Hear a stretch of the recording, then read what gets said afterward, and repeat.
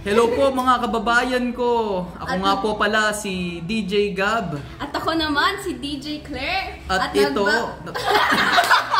Hindi, wala pang nagbabalik. Ito muna. Start pa lang.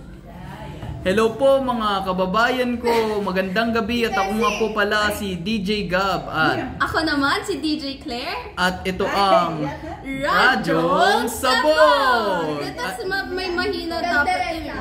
Oo. Ano sunod?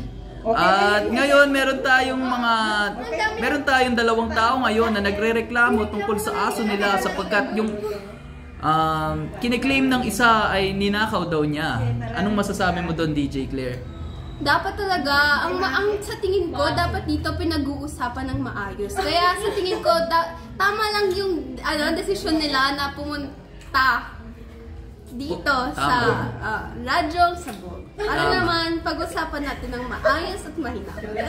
Bago natin sisimulan to, sana maunawaan nila at sana magkaunawaan sila at ma-resolve ang kanilang problema sapagkat mahirap talaga kapag mawalan ka talaga ng aso at mahirap rin kapag mabintangan ka rin na kinuha yung aso na dapat sa'yo talaga. So dito talaga natin malalaman ang katotohanan ngayong gabi dito sa Radyong Sabog.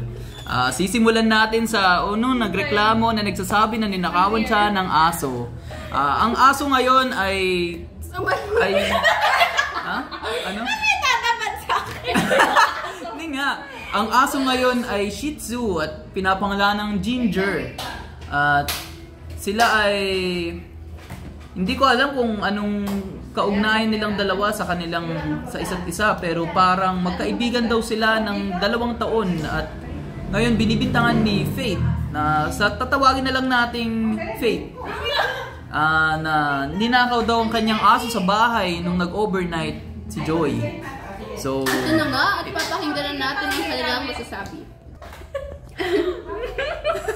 DJ, kato kasi yan. Hindi, dapat yung parang galit ka, wala kang pakipagin pakikwento nga po ang mga naganap at kung bakit sa tingin mo ay ninakawan ka ng aso at anong mapapatunayan mo na sa'yo yun? Di ba magkamukha? Oy! Oy! Amin na yung aso! Boy, ito, boring naman natin yun. At ayun na nga. At dahil parang may nagkaroon ng...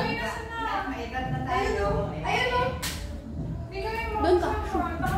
Nasa TV na tayo. Mamaya magsaya na lang tayo kasama sa Duterte. Ay, dapat pa parang kita. Mama! Nasa TV na kami!